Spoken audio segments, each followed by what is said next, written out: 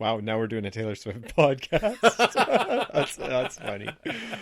No, not on this one. Is that episode 6? Maybe when we invite her on the show, then She, I kid you not, she wanted to be on today, but I wasn't having it.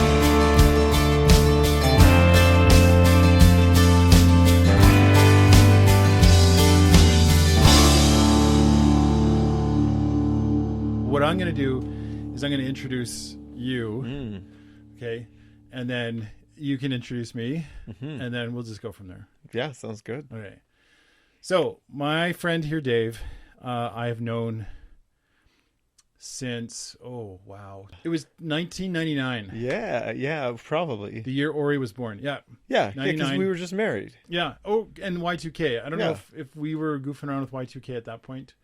Oh, we talked about it pre Y2K. Yeah, for sure. Yeah. Yeah. Anyway, it's like this is a 25-year relationship coming up on. We met September. in 1999. Yeah. That's like last millennium. That was a long time ago. The olden days. Yeah. I don't know. The story of us meeting is kind of fun. It is a fun story. Yeah. And we should be clear but things were like the video was in color back then. People hear stories from your past and they're back when things were all like black and white still. When people did their shopping in stores. Yeah, that's true. Yeah. We did go to stores back then. Yeah. Oh. Anyway, there's a lot we could reminisce on as far as the past goes, but I just remember two things.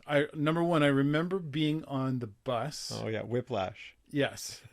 So we would take a bus back and forth, and Dave was seated. I can't remember where exactly he was seated, but I remember thinking, hey, that guy's in my class. And then later in one of our English classes, we sat like near one another. And I think we had our friend was in the middle of us at first.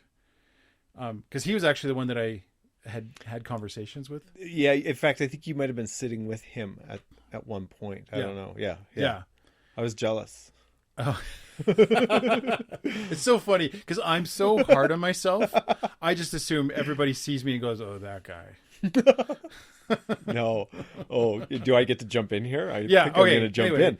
No, it's the opposite. There was this really cool looking guy that like got on the bus and like he was tall and he was probably wearing a cool hat. I think you were wearing a cool hat. It might have even been a checkered. I might have thought it was cool, but I'm pretty sure. I thought it was. Seriously, this is my impression. There's that guy who's like, he's really friendly and people really like him. I can tell. And he's in my class, my English class. Maybe I'll get to know that guy. This is why I like hanging around with you, Dave, because you make me feel good about myself. But that's the truth. Like it actually is the truth. I don't know how spiritual we get in this podcast. It goes where it goes. So anyway, please continue. Well, I literally had gotten married. I was studying English. My classes were filled with girls. Like there was maybe one or two boys in my class. Yeah. And I remember I was just married. I was like, well, I can't hang out with girls. Like I'm married now. Who am I going to hang out with? I have no friends. And I remember praying for a friend and making that a real sincere matter of prayer. And then this guy walks in on this bus who's in my English class. And he's like, well, there's another guy who studies English. He must be cool. And look at him. He looks cool. And everybody likes him. Like he gets on the bus and everybody just kind of lights up and he's friendly. And like, maybe I'll get to know that guy. Maybe I'll talk to him. I'm so glad you think that everybody lights up when I come into a room. Yeah. I've a lot of... Well, a bus anyway. Sure. Yeah. A lot of my self-conscious stuff is all about that, about what people think about me all the time. Yeah. Well, it's why like doing this right now is it's actually super hard for me to try and pull this off, but I'm doing it anyways. Good for you. Anyways. And something you've always been good at too. Pushing yourself and pushing me. Well, and we got a lot of stories we about got that lots. stuff. And who like, yeah, we'll get into a lot more of that stuff. As far as like Anyway, I wanted to let me just backtrack a bit. Yeah. I wanted to introduce Dave, who I don't know of anyone.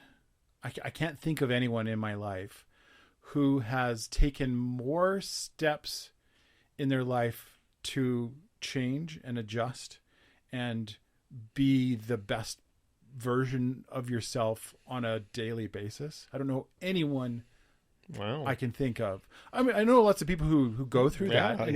And obviously we all change over time, but you're the one that comes to mind every time I think of like, who's somebody who practices what they preach?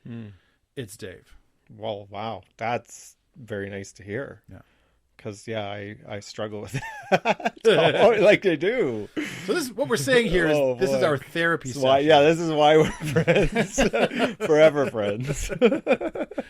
The focus of whatever this particular episode is going to be, honestly, don't know yet. Well, first of all, people need to know this. I taught for 19 years, and in 2022, I actually quit teaching, like entirely. Not like subbing and, hanging out in the background.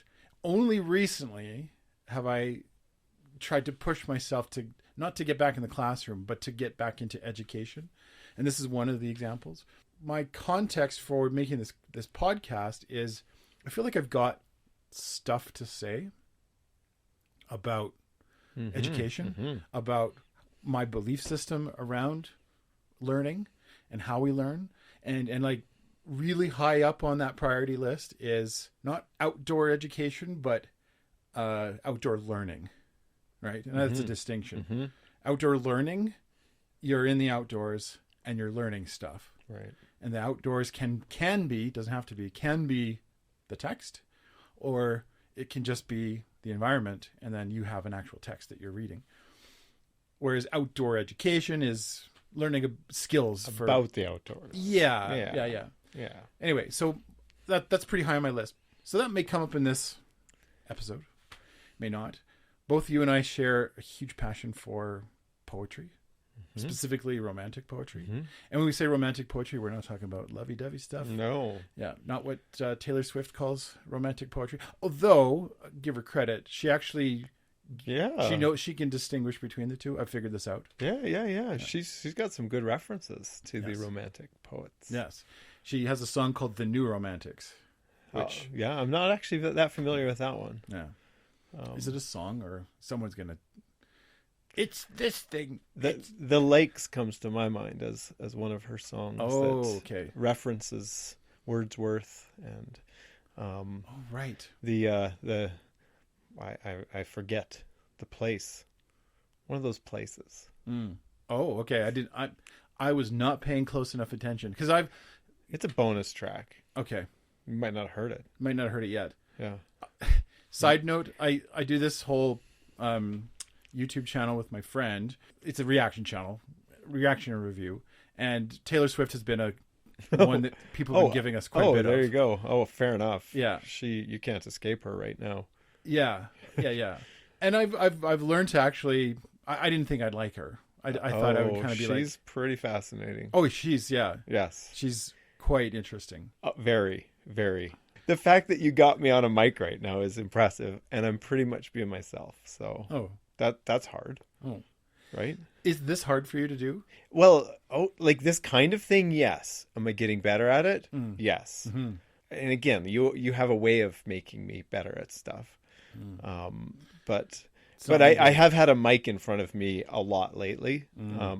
So I'm getting more used to it. Okay. You just got to forget it's there, right? Like, like I'm looking at you, not the equipment in the room. Yeah, we're not looking at the cameras. Yeah. And as soon as when I can zero in on you, everything else just fades away, and that helps. Yeah. I'm not sure what I'm going to do with all this great feelings, but hopefully I turn it into editing power later. Yeah. You'll spend weeks editing it. We gotta leave this one in there. I don't know. There is a couple of stories that I'd love to start between us that are... Did we finish introducing each other? Oh, not really. Did you?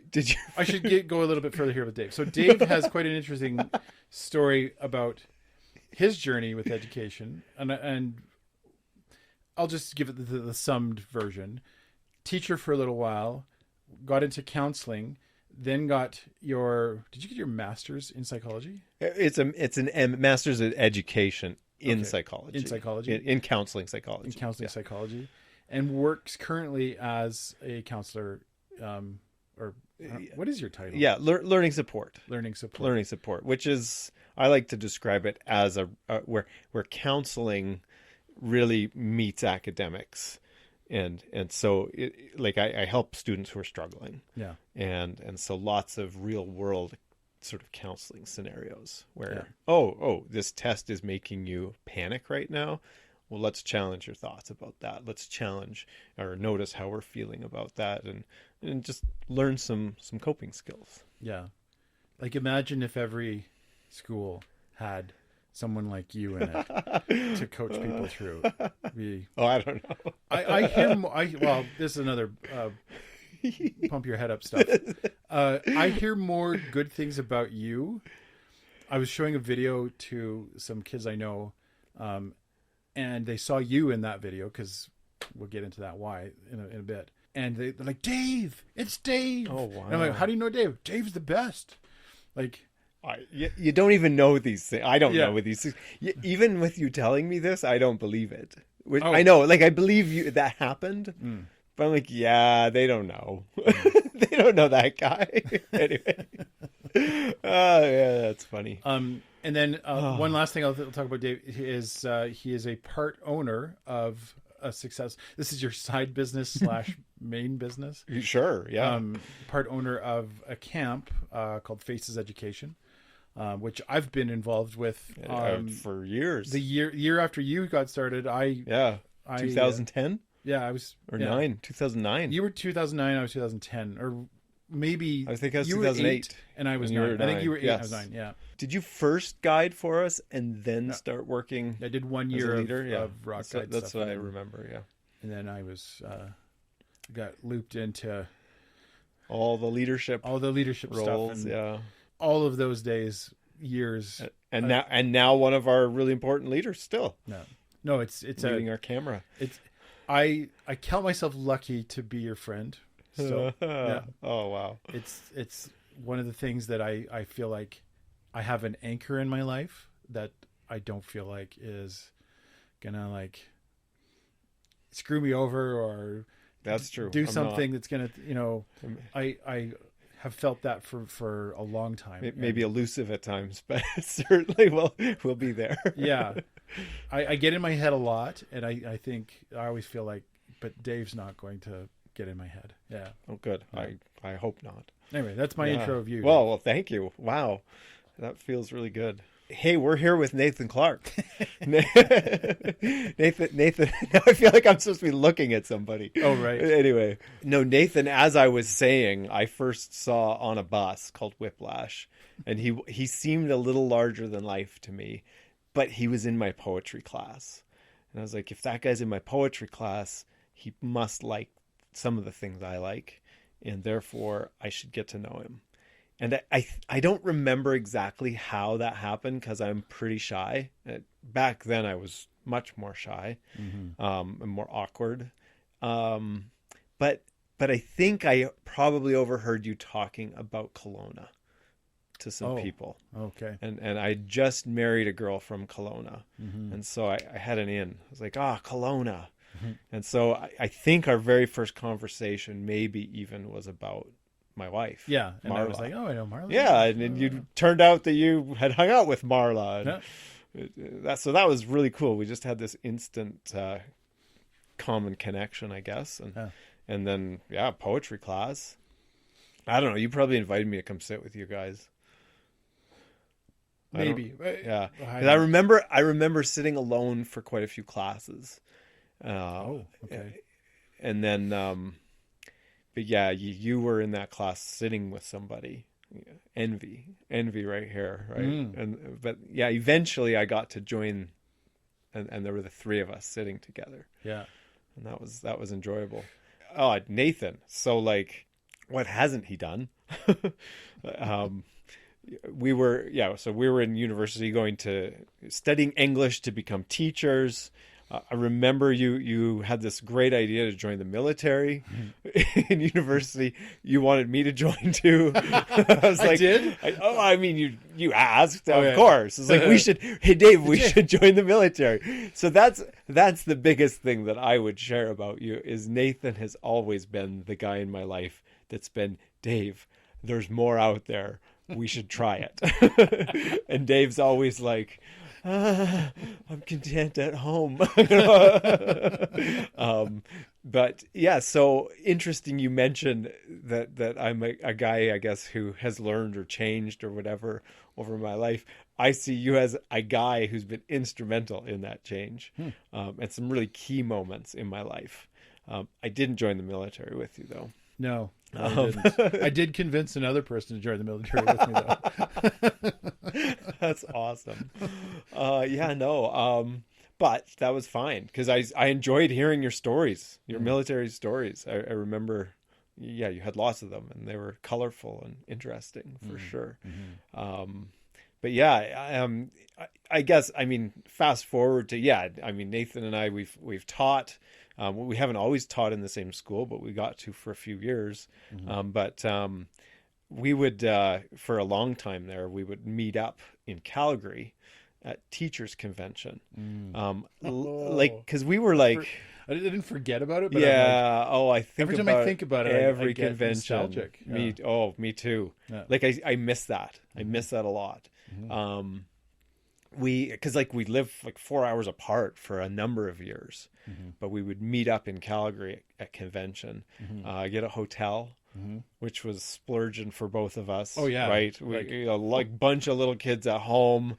I don't never like going on trips and spending money on ourselves kind of stuff. But we get a hotel, bring some root beer. Yep.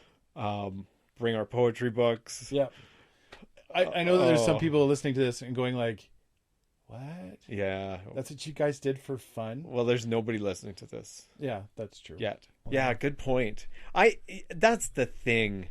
Like, okay, is that what we do for fun? Sometimes. What else do we do for fun? You taught me how to rock climb. You've taken me to some of the most remote places on planet Earth. And I got really scared. To me, this touches on an important topic that interests me. And maybe that's what the purpose of this particular episode will be, is the idea of invitation, of inviting people to do things and giving people a chance to take that in. It's a really important part of learning, in my mind, of a good educator, of somebody who teaches with that in mind. The idea of there's a thing that you probably won't like, or you might not like, and as educators, our role, I've often seen our role as we have to try and it's not lipstick on a pig. I get that. Like, you know that reference? I don't, but I like it. Put lipstick on a pig. It's like something that's awful, and you make it look. Yeah, you still don't want to kiss it. Yeah, but it's still a pig, right? You're not going to make out with a pig. There's sometimes educators get into that mode where they're trying to make something that they actually don't really like that much either, make it look good, and then kids like it, and then, or not that they like it, but it's palatable now. And so you get them through hard things. That not all educators love writing essays themselves? Yes. But we'll do it anyway, and we'll do lots of it. Yes. Anyway, we could get into a real rabbit hole with this. I feel like, you know what this podcast is? What? This is now I see all the future episode content. It is. Oh, yeah. Like 100%. Because there's just these little... Yes. Oh, we could go there. We could go there. We could go there. We could go there. Yeah. Maybe this one gets broken up into this is now just the intro for podcast number 7. Because anyway, I don't know. We don't want to get too in our heads today. No, and my least favorite word is assessment. I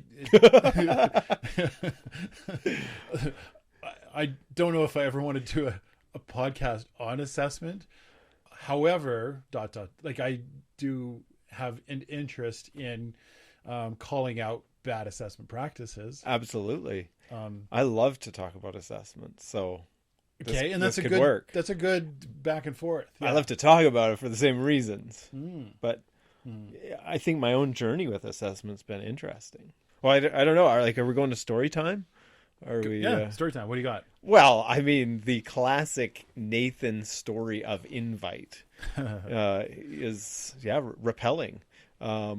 We'd gone camping. Yeah. And then you and I, had just gone. Slabs. The Wasatch Slabs. Yes. So we had gone.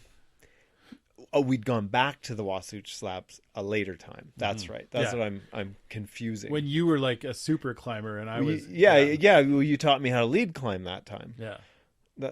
Probably the last time I led climb. I don't know. No, maybe once or twice after, but super climber.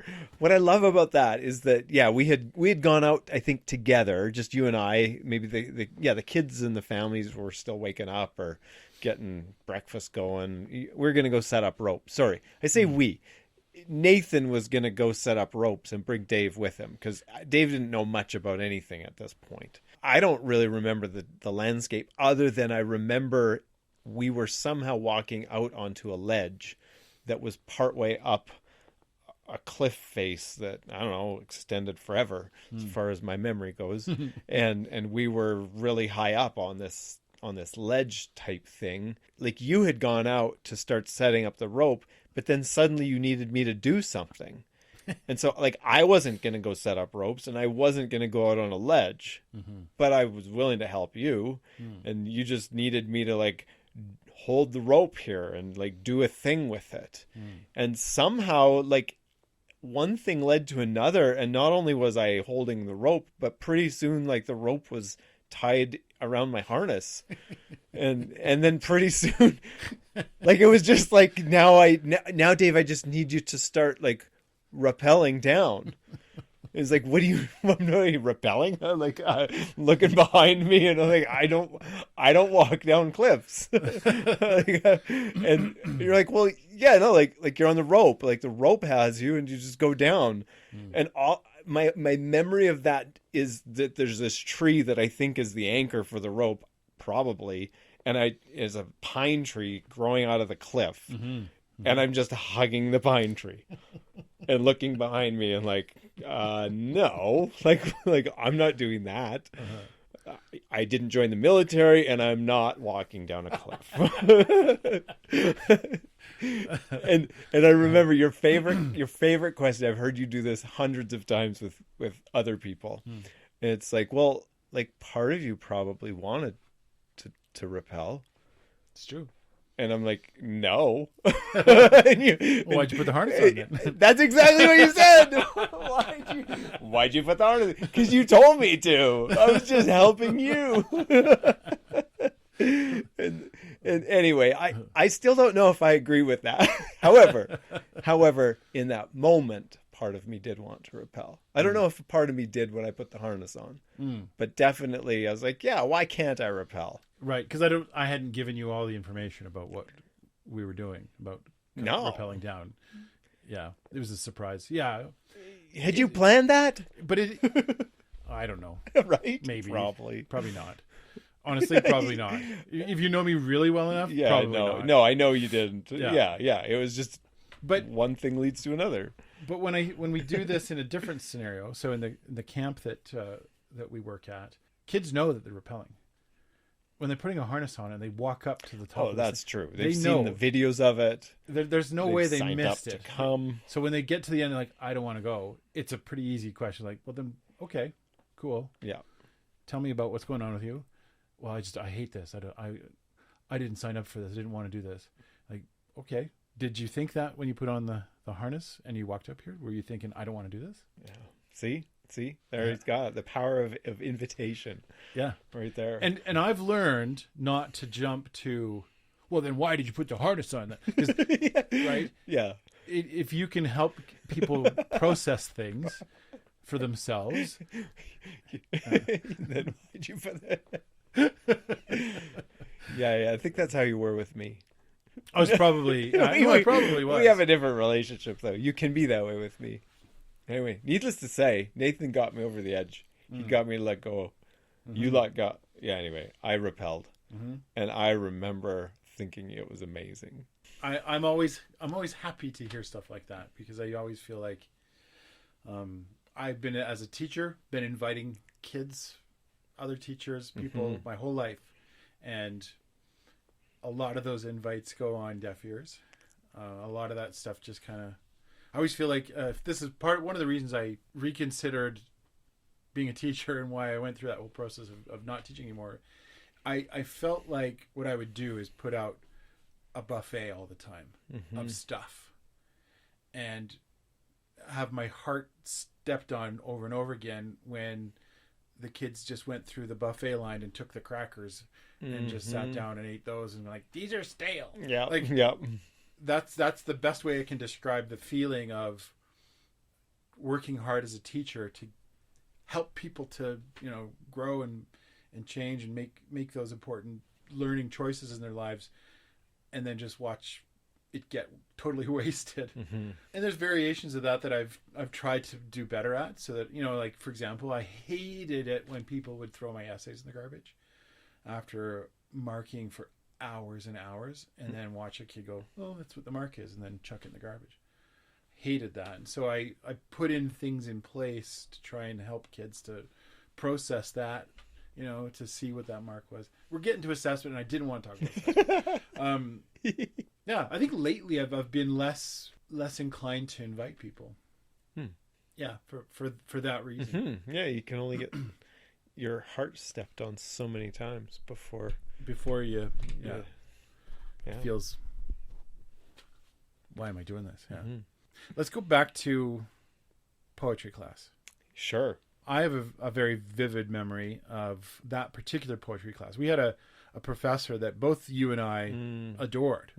We really enjoyed his teaching style. And I think you and I know for myself, speak for myself, I deliberately tried to bring some of that style into my teaching because I felt so enthused.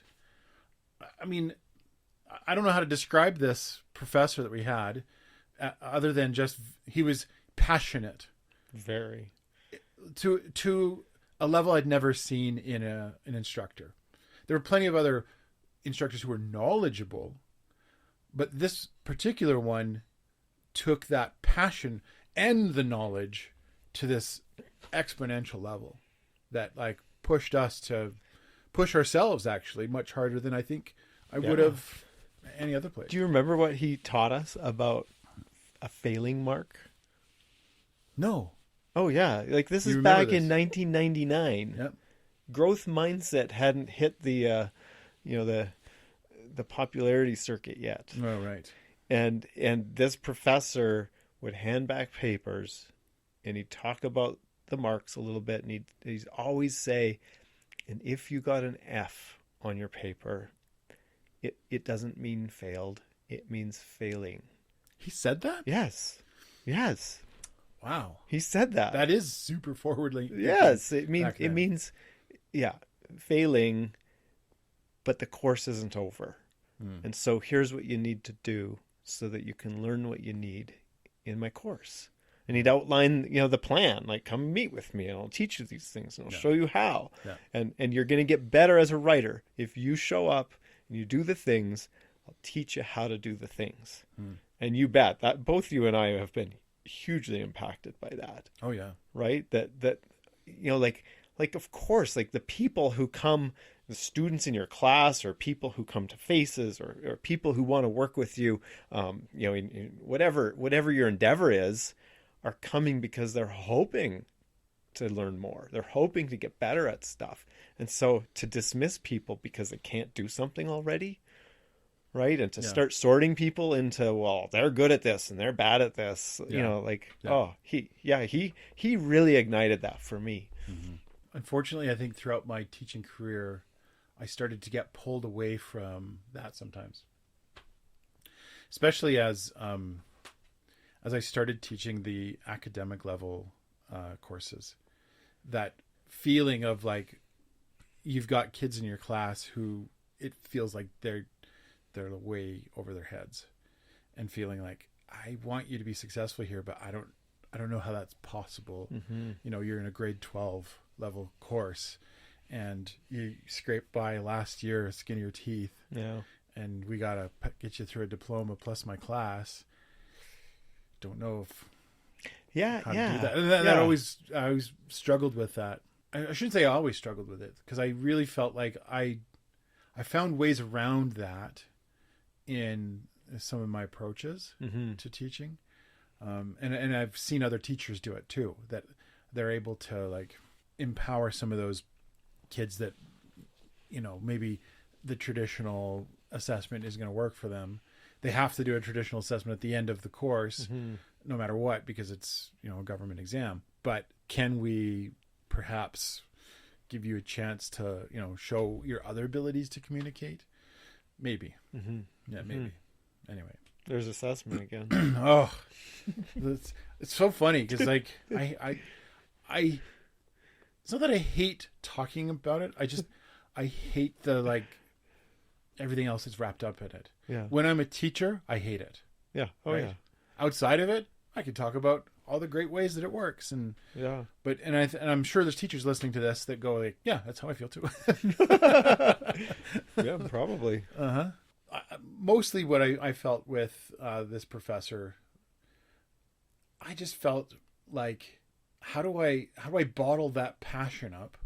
This is the key to it. His passion for the poetry that we got to read made me passionate about poetry that I didn't care about before. Yeah, I didn't even like poetry. Yeah.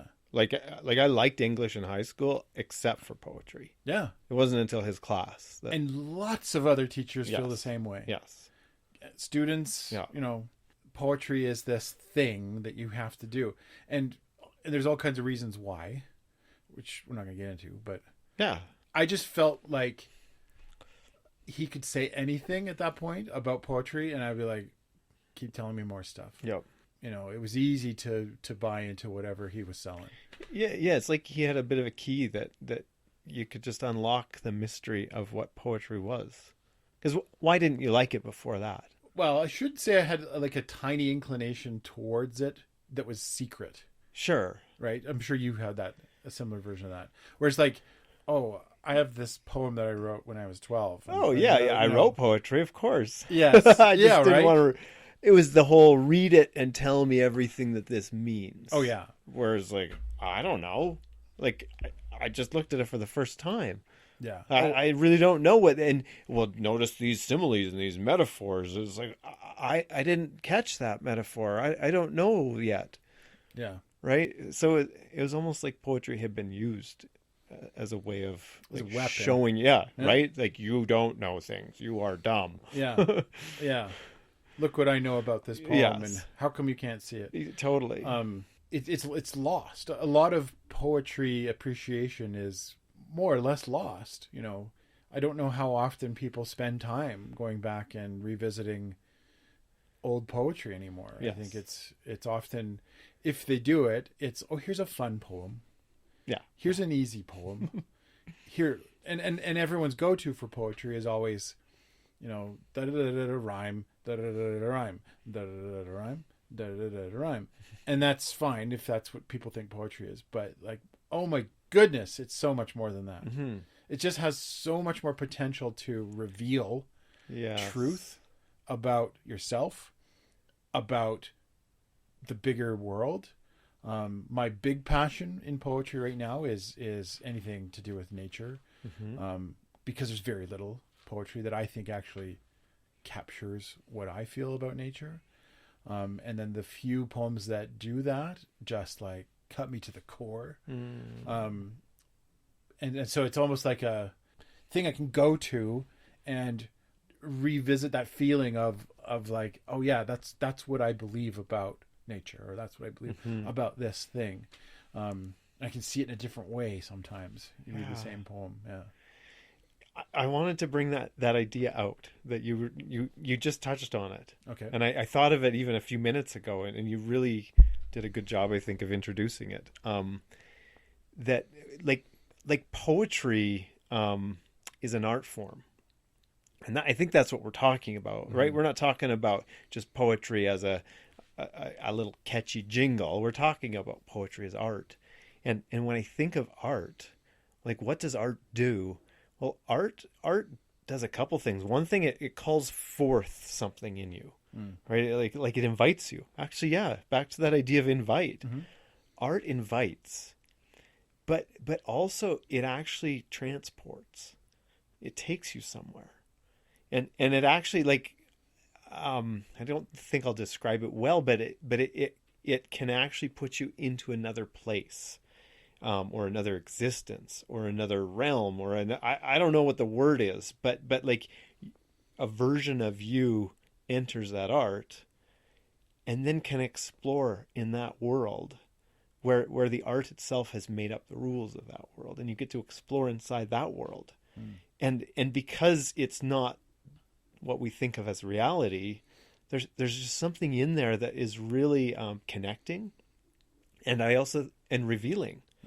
Right? Such that, art isn't designed to teach us things, but we come to a deep understanding of things when we engage in art, whether we're creating it or participating in it as a not consumer, but somebody enjoying art. Mm-hmm. Yeah.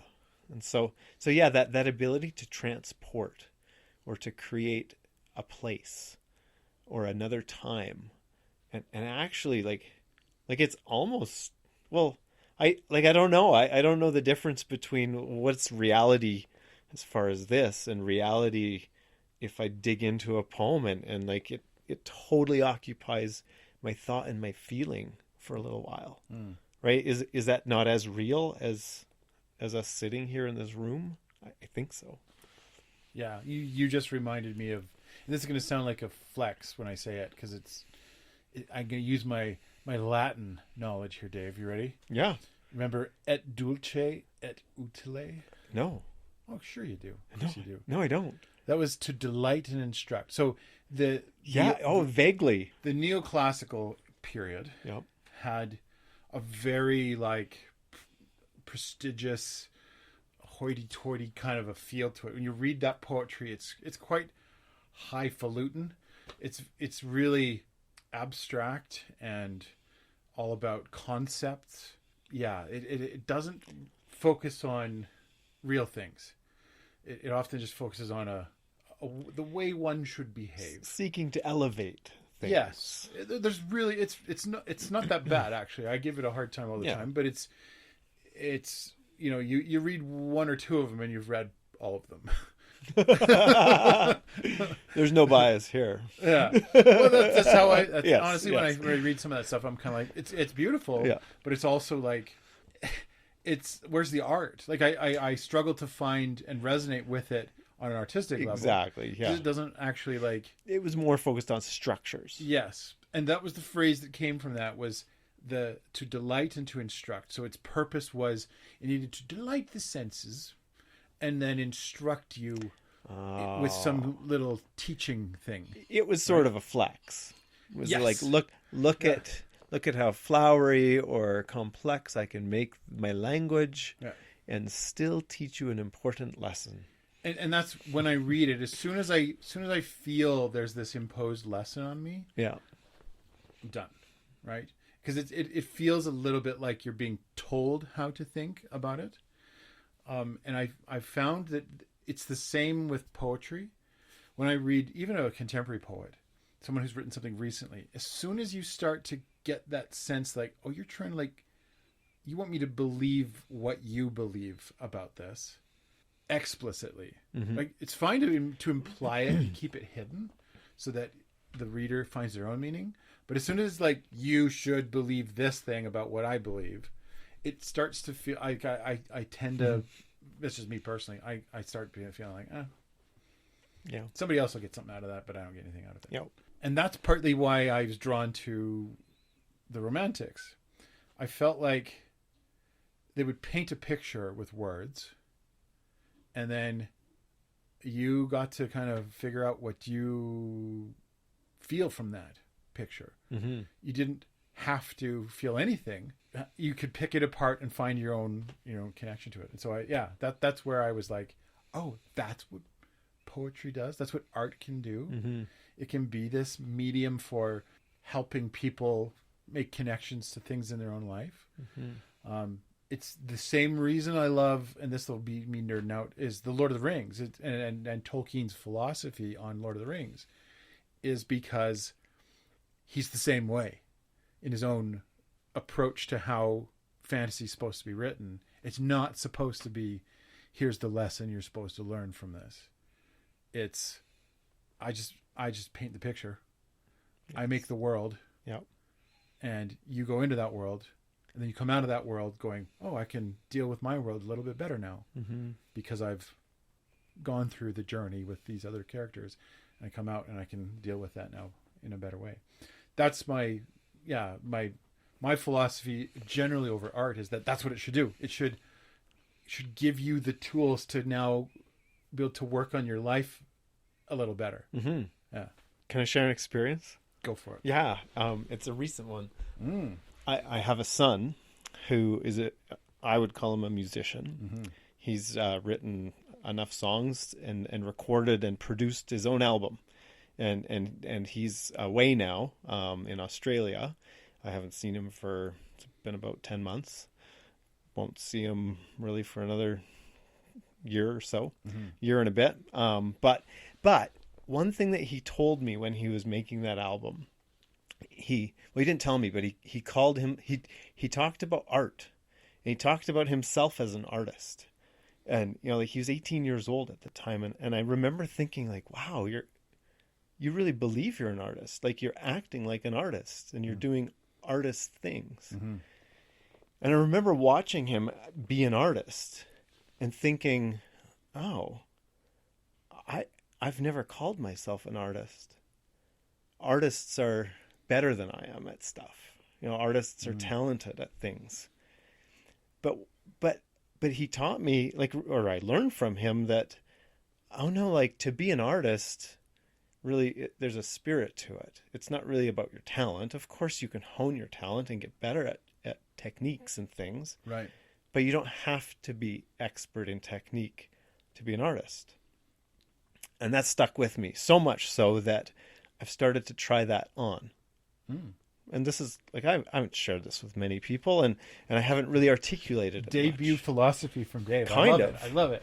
But so his birthday was at the end of January, and so a few weeks before his birthday, I was like, I'm going to write him a song. Ooh. Yeah, I can write a song. Why not? I have important thoughts and feelings that I want to convey through music, and I love music, so I'm going to write him a song. And so I sat down at the piano and started writing a song. And parts of the song came out, and then I was like, I'm going to record the song and I'm going to produce a song. I'm going to make a song and send it to him.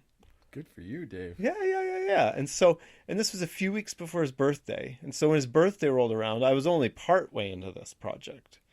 And so I just wished him happy birthday and let him know I had a little something that I was making. And he knows enough to have guessed kind of what I was working on. Okay. And his excitement propelled me. But here's the interesting thing though. For the last month, that song has consumed me in a way that I haven't felt before. I felt similar, but not the same in that, there's been nights where I've had work the next day. I get up at 6 in the morning, and there's been nights where no, I'm working until 3 a.m. Now, not because I'm addicted, because I actually have gone somewhere else, and the ideas just come, and new ideas. It's not like I was and this, and then I do this, and then I do this. No. One part of the song informs another part of the song. The words inform the instrumentation that I'm picking, in the music software that I'm using, right? And then that helps inform the melody, and then that is oh no, and then what should follow? Oh, this part should follow, and how should it sound? It should sound like this. Oh, hours even just exploring sounds, right? And different sounds, and that sound's not going to work, but that sound will work. But so I really did. I experienced this this going to another place. But the message, the lyrics of the song that came out while I was experiencing all this was the whole idea of, even though you're there and we're here, we're actually with you there. And you're actually with us here. And not only was that the lyrics of the song, but like I actually felt that when I wrote it and when I worked on it. And there's a line in the song. It's the end of one of the verses, where I'm talking about things that remind the song follows a structure of like, I see you in these things, I hear you in these things, I miss you in these things, and I feel you in these things. And the last line of the whole song is, and I feel you in this song. And it's not just a cheesy line, like it actually is real. And I, like, every moment I spent working on this song, it was like he was with me. And so I think that's partly why I would step so late. I was like, I'm transported to where he's at and with him. Anyway, cutting to the... Well, I just want to point out. Yeah, sure. I can see right that there's emotion in that. Oh, yeah. That it's a real thing that it's not that it's triggering the emotion. It certainly is, but you've resonated to that level to feel emotional to it. I'm just going to put that on the side because I want to talk about that later. Sure. Sure. I finally got it to the place like 5 days ago, Sunday. Okay. Where I was like, I think I can share this. It's not perfect. Boy, I'd love to make it perfect, but it's good enough to the point where this is my gift to you. So I shared it, and it was so fun to like see his reaction, because it wasn't like we spent any time talking about like, oh, thank you, you worked really hard on, like, it wasn't that at all. Yeah. He immediately, we FaceTimed with each other. He immediately just jumped right in with, like I could tell as he listened to the song, he knew where I'd gone to write it, because he's been there too. And so we immediately just started talking about the place that we've both gone together, and how him listening to the song also takes him back to that place. Oh my goodness. Isn't that cool? Yeah. And like, I don't know where that place is. I can't describe the place, but when I put headphones in and listen to that song, like, I'm somehow like high up on this cliff overlooking an ocean, and like the song, the way that the rhythm in the song plays, it just reminds me of the surf coming in and out, and like a starry night, and we're just somehow there together.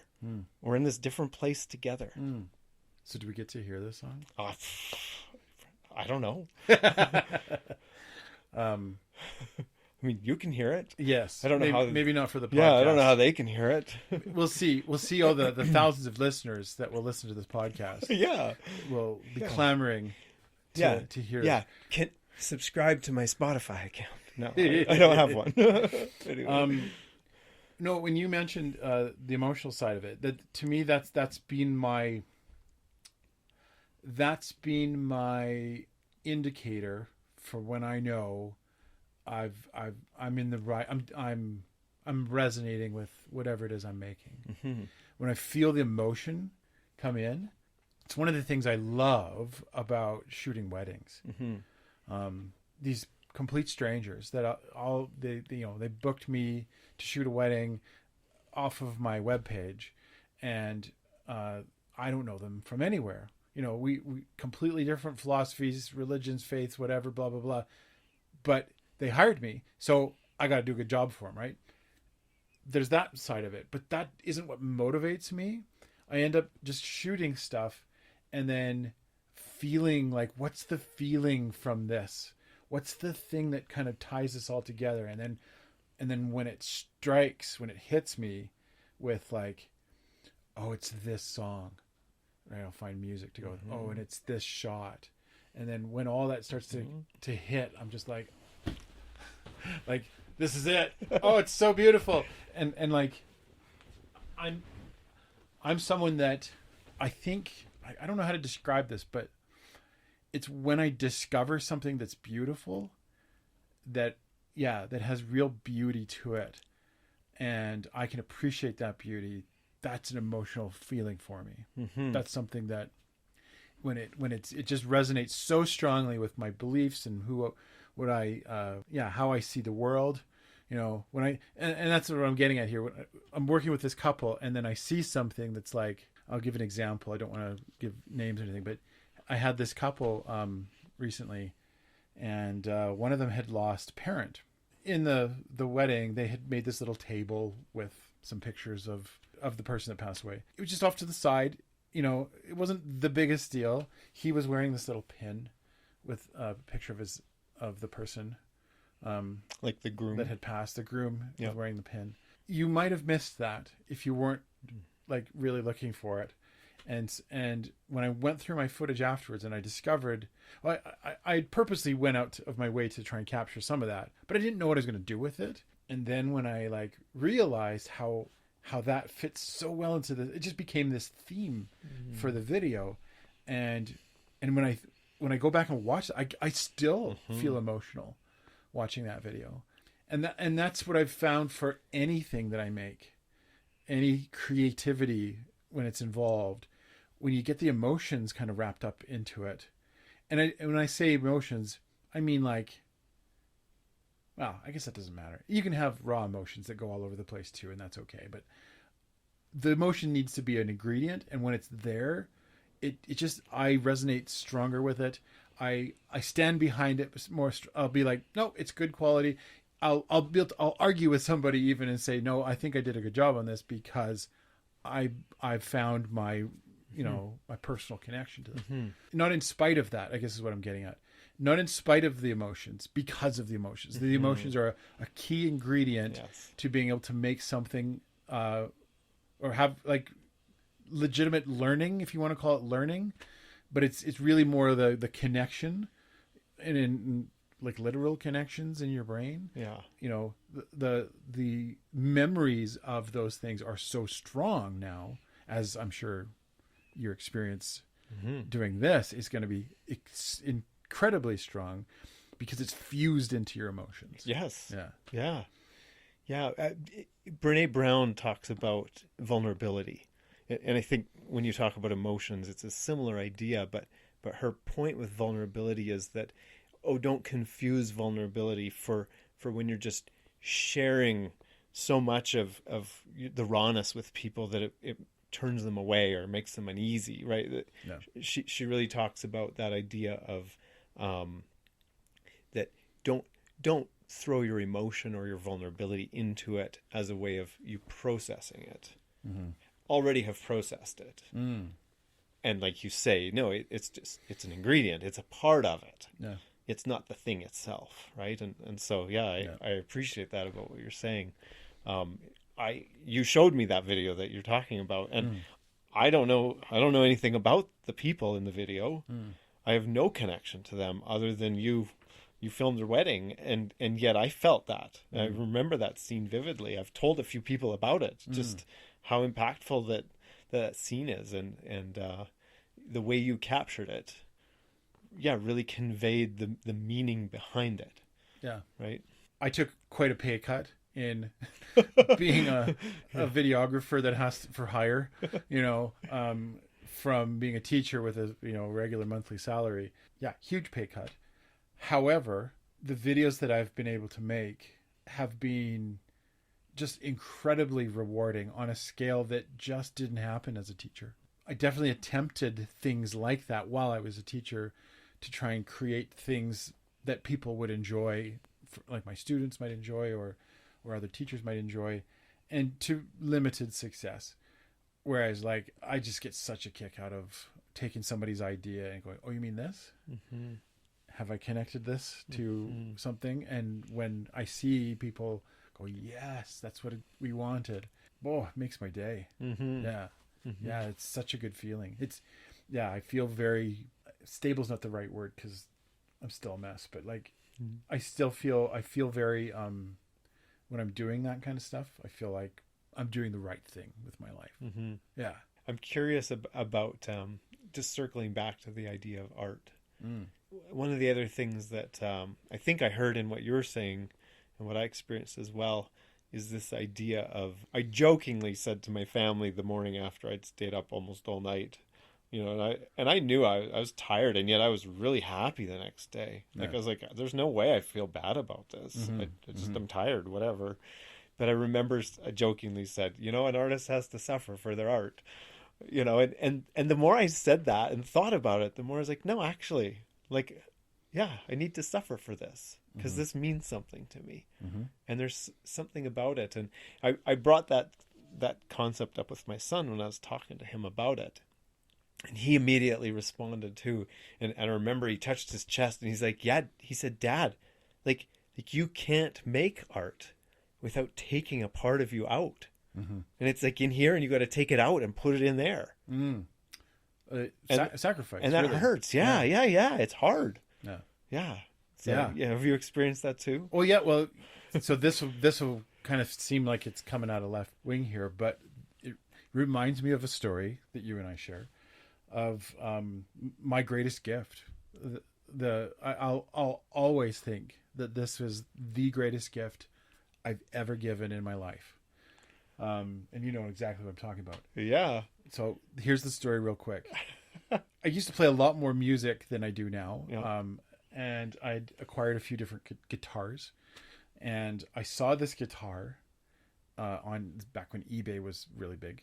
Do people eBay anymore? I don't even know. Yeah. You can get all sorts of things on eBay. Can you still do it? Okay. Used stuff though. I haven't bought a thing on eBay for probably 20 years. I think if you're looking for something that's used and kind of out of print or out of, you know, they're not producing it anymore because eBay's your place. So I found this guitar on eBay, which I had actually bought for myself, when I'm honest. I can't remember how much I paid for it, but I'm notoriously bad for spending money. I'm awful at it. Anyway, I saw this thing, bought it. It arrived, and I took it out, and it's a Gibson Epiphone. Yes, is it a Gibson? Is Epiphone? I mean, Gibson owns Epiphone. Well, there's a few years when Gibson and Epiphone actually the same label was on this on. It's not labeled Gibson. It's Epiphone. It's Epiphone. Yeah. PR5. Yeah, it's a nice big hollow body acoustic electric guitar. Yep. And the sound of this guitar was just something I had never heard before. The strings and the combination of it, I immediately fell in love with this guitar. I remember thinking, like, because we were going to come up and see you guys, and I remember thinking, like, I feel bad that I spent this money on this guitar. Felt good that it was so good, but then I went, but I already have 2 guitars. Yeah. Did you have your Seagull at that point? I don't know if I did. You had Old Buzzy though. Yeah. Old Buzzy. I might have had a 12-string. Yeah. Anyway, so I played this guitar and I loved the sound of it, but there was something in me that said, do I need this? Do I actually need this? And I thought, like, every time you and I would get together, I'd bring my guitars. And I just, like, watch you open-mouthed. Well, and I'd hand you the guitar. I try. You'd kind of like, you'd be like, I think, is this working? And I'd be like, of course, you're doing great, Dave. And I try to encourage you, and you're always like, oh, no, I'm no good. Oh. Anyway, and I just thought, man, if Dave had a guitar, you know, maybe he'd play it. I didn't know. I honestly didn't know. No. So I decided to sacrifice this guitar and say, I'm going to give this to Dave. And it was a hard choice because I just loved how it sounded and, you know, everything about it. And then the story grows from there, because I would say a large part, I can't, there's no way you can give that much credit to just that guitar, but a large part of your musical journey. Okay. I'm going to give credit to that guitar. But it helped spark something in you that... Are you kidding? I'm jumping in. Okay. I knew the sacrifice that was, both financially and just like, it's a beautiful sounding guitar. It's unique. Like it's not like you can just buy another one like this. It had done work done to it. It had a new saddle put in. right? So whoever had done the work, like, had made it a unique instrument. Yeah. And so I remember just being so touched by the gift that I committed that year to learn it. And not like anything else in my life where I was like, I'll try to learn stuff or I'll try to do this. Like, it was like, no, I'm going to play this every day for a year. Whether it's, if I only have 2 minutes, I'm going to pick it up and play every day. And if 2 minutes turns to 10 and 10 turns to 30 and 30 turns to, great, but I'm going to touch it every day. And maybe I missed 10 days that year. But in that year, I started to learn the guitar. But more than learning the guitar, like, in order to find time to play, I had to get creative. I was busy. I mean, that was right at the heart of, like, little children at home. The twins were probably just little numbers 4 and 5 had just come along. Wow. And so most of my guitar learning happened at their bedsides as I was tucking them in at night. Instead of maybe reading for a long time, we would have some music while they were drifting off to sleep. So I learned to play guitar literally at their bedsides. I mean, that turned into me writing music at their bedside. I mean, some of the first songs I really wrote for guitar were lullabies, singing them to bed at night. And some of the songs were just silly made up things, but other ones were really serious songs that I worked on over months. Worked on 5 minutes here and 5 minutes there, right? Now all my sons play guitar. Every one of them. One of them recorded an album with guitar. Yeah. But all of them play extensively and enjoy it. That came from that. Like, it had to. Yeah. So, and that guitar hangs in our living room to this day. When I gave the guitar, I remember just thinking, I can't hold on to this in any way of like, oh, here you go, Dave. I couldn't. I remember feeling like, no, I'm doing this intentionally as a sacrifice and giving it 100%, no strings attached. 6. Oh, that's a good one. That's a good one. Anyway. And it ended up being such a like positive gift that it's helped me to really see that more when I can step away from things and go, do I really need this thing? Can I give this up and sacrifice this? I always feel like I could have done a better job. When I hear you and talking about your kids thing, and I was like, oh yeah, I was great doing lullabies for my kids on guitar. It's not all a wash. Like, all 3 of my girls are very musical. Yes. And they like music and they enjoy it. So it's not like it, fell apart or anything. I hear that and I'm like, oh man, I wish somebody gave me a guitar, not a guitar, but like something like that to kind of be an instrumental change in my life. I'm saying that out loud, and I'm like, oh yeah, there's stuff in my life. That's like for that. sure, So for sure. Oh yeah. I think of these episodes as being around an hour. Yeah, that's kind of what most people can handle. It might have been 4 hours. I wouldn't have known. It wouldn't have known because we went somewhere else. I felt transported. Yeah. Yeah. Time just kind of disappears. Yeah. And I'm sure the listeners feel the same. I hope so. I hope that's the feeling, dear listener, as you're listening to this, that you feel in our conversations. You get transported as well, or you just think, oh, these guys are going to ramble for an hour. I can get the dishes done while I listen. That's true too. Yeah. Maybe we have pleasing voices. I hope so. Yes, I hope so. Dave, I think this is a lot of fun.